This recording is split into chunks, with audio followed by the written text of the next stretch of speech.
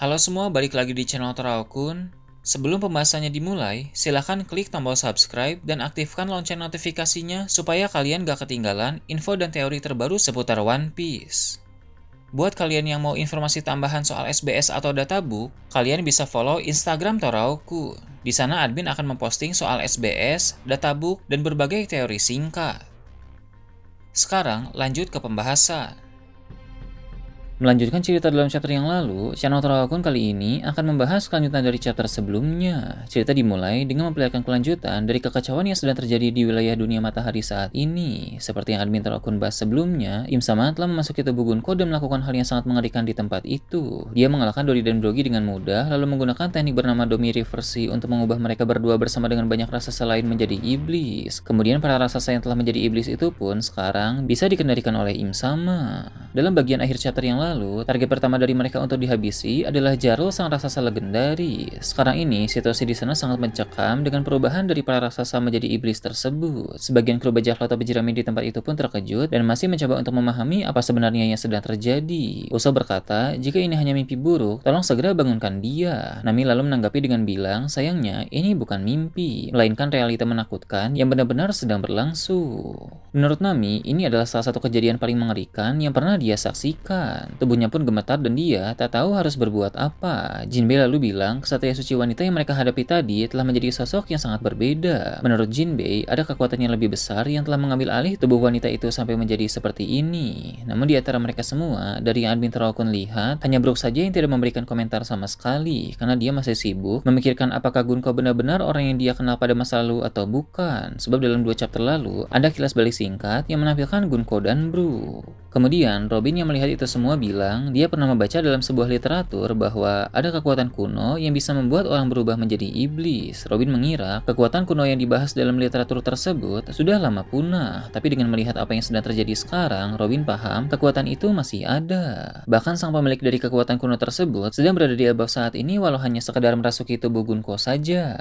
Sementara itu, Jaru yang ada di desa tak jauh dari sana pun panik saat melihat apa yang sedang terjadi. Dia panik bukan karena mengkhawatirkan keselamatannya sendiri, tapi dia mengkhawatirkan nasib dari seluruh bangsa Elbaf. Sang tetua raksasa itu pun mulai merasa putus asa dan berpikir mungkin inilah akhir dari sejarah panjang negeri para raksasa itu. Pemikiran negatif tersebut tentu tidak bisa disalahkan, karena dengan melihat kondisi mencekam yang sedang terjadi sekarang, wajar Jarul merasa putus asa. Namun dia tiba-tiba teringat akan Loki. Jarul berpikir, jika saja sekarang ini Loki sedang bebas, maka mungkin akan ada harapan untuk Elbaf, karena Loki merupakan raksasa terkuat yang ada sekarang ini. Tak lama berselang, para raksasa iblis ciptaan Im Sama itu pun mulai bergerak untuk mengincar Jarul.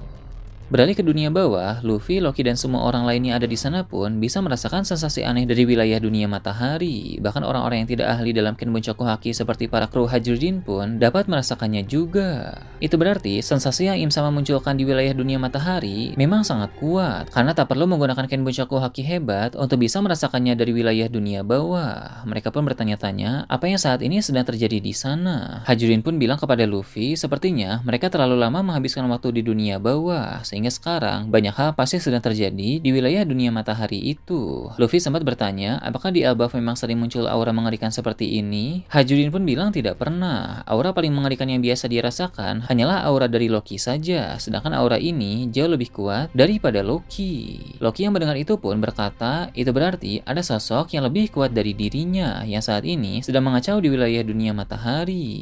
Loki sangat penasaran siapa orang itu. Loki berkata, yang boleh mengacau di Elbaf hanya dirinya saja, sedangkan orang luar tidak boleh mengacau di Elbaf. Loki pun kemudian bilang, selain para kesatria suci tadi, sosok yang sedang mengacau itu juga akan menjadi target selanjutnya. Meskipun Loki sering membuat masalah di Elbaf, tapi dia tetap tidak rela jika masalah itu berasal dari orang luar. Luffy pun tertawa lalu bilang, rupanya meskipun Loki adalah anak yang nakal, tapi dia sangat menyayangi tanah kelahirannya sendiri. Luffy pun berkata, dia juga akan ikut menghajar orang asing itu. Jadi di sini Luffy dan Loki akan bekerja sama untuk melawan Im Sama yang merasuki tubuh Gunko.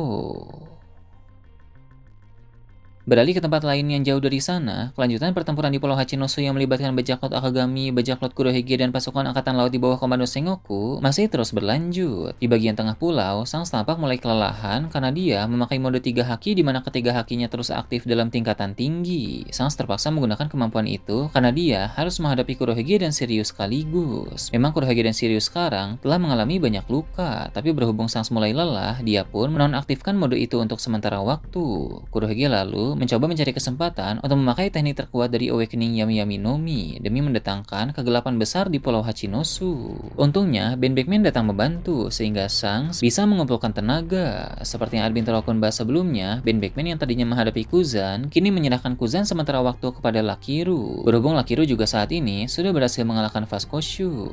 Jadi posisinya sekarang Lakiru mengalihkan perhatian Kuzan, sementara Ben Beckman membantu Shanks melawan Kurohige dan Shiryu.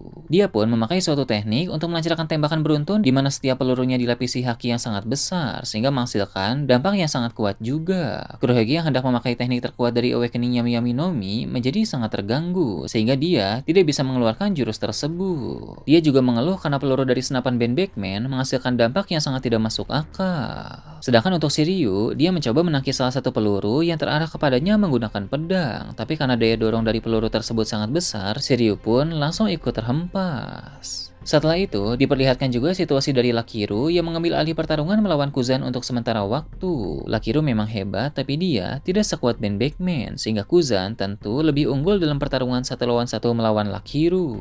Untung saja, Yasop muncul di sana dan segera membantu Lakiru. Sebelumnya, Yasop berduel melawan Van Augur, namun karena sekarang dia sudah bisa membantu Lakiru, maka artinya ada dua kemungkinan. Kemungkinan pertama, Van Augur telah berhasil dikalahkan, atau kemungkinan kedua, Van Augur sedang melarikan diri untuk mengumpulkan tenaga agar nanti dia dapat bertarung dengan lebih optimal lagi.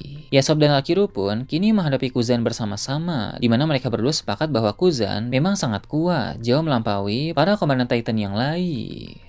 Kembali ke tempat Shanks dan Ben Beckman, di sana Shanks tersenyum lalu berkata, wakil kaptennya itu memang sangat bisa diandalkan. Tidak mudah untuk menghadapi Kurohige dan Shiryu sekaligus. Shanks sudah tahu sejak lama bahwa Ben Beckman ini memang sangat kuat, dan kekuatannya itu berada di level Yonko.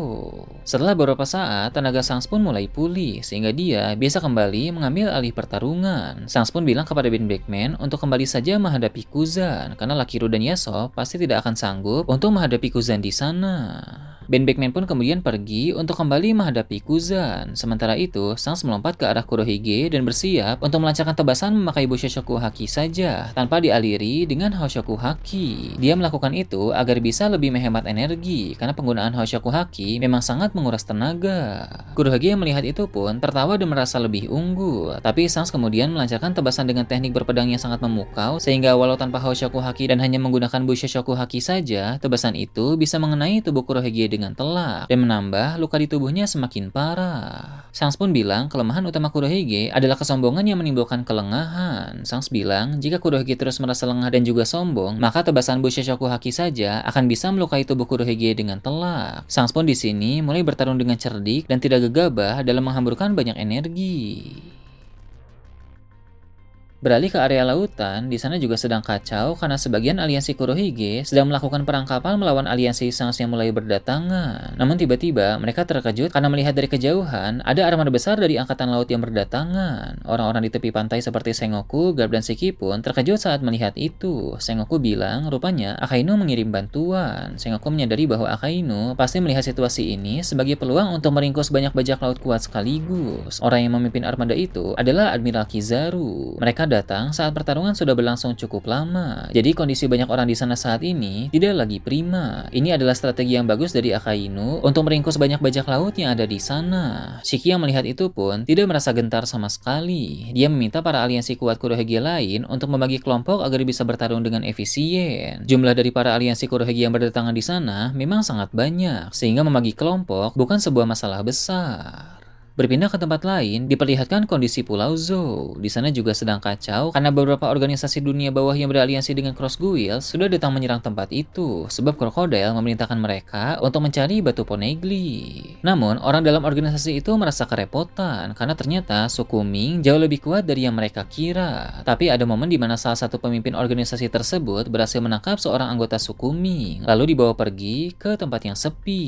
Si pemimpin organisasi ini memiliki kemampuan hipnotis yang cukup hebat. Dia pun memakai kemampuan itu untuk mencari informasi dari anggota suku Ming tersebut terkait keberadaan dari Rod Poneglyph. Beralih ke Marijois, di sana sedang terjadi pertempuran karena serangan besar-besaran yang dilakukan oleh pihak pasukan revolusi. Para ksatria suci telah maju ke garis depan sehingga mereka terlibat bentrok panas melawan para pasukan revolusi itu. Bahkan Gorosei Garling juga sudah berada di sana. Dia tentu langsung mengincar Dragon sehingga rematch pertarungan mereka kini telah dimulai kembali. Sementara itu di ruang otoritas, 4 Gorosei lain sedang berbincang. Mereka bilang sudah lama sekali Marijois tidak mendapatkan serangan besar. Memang sempat ada serangan-serangan dari pihak luar beberapa kali, tapi skalanya terbilang lebih kecil. Untuk serangan berskala besar seperti sekarang, rasanya terakhir kali terjadi sudah ratusan tahun yang lalu. Serangan besar terakhir yang terjadi di Marijois adalah ketika Emmet sang robot kuno tiba-tiba datang ke Marijois dan mengacau di sana. Itu terjadi sekitar 200 tahun yang lalu. Untung saja pada saat itu robot kuno Emmet kehabisan energi sehingga amukannya langsung berhenti sendiri.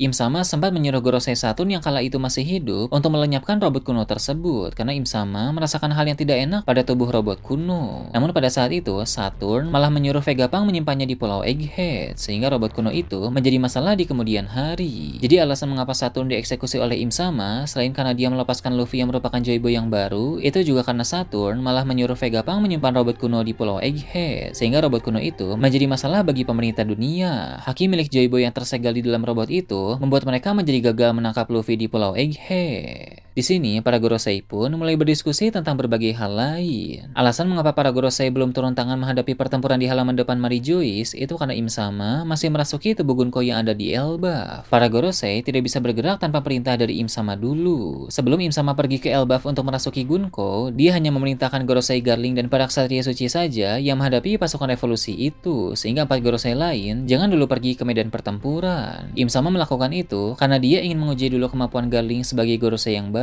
dan juga Shamrock yang merupakan pemimpin ksatria suci yang baru. Jadi untuk sementara ini, serahkan saja pasukan revolusi itu kepada Gorosei Garling dan juga para ksatria suci. Namun, jika memang nanti Gorosei Garling dan para ksatria suci itu tidak mampu menghadapi pasukan revolusi, maka 4 Gorosei lain boleh mulai bergerak. Jangan sampai Dragon dan kawan-kawan berhasil masuk ke dalam kastil. Nah itu tadi berbagai hal menarik pada chapter 1151. Gimana menurut kalian? Silahkan tulis di kolom komentar di bawah. Oke, segitu aja untuk pembahasan kali ini. Jangan lupa like, share, dan subscribe untuk video menarik selanjutnya. Gue Tora Akun, Shambles.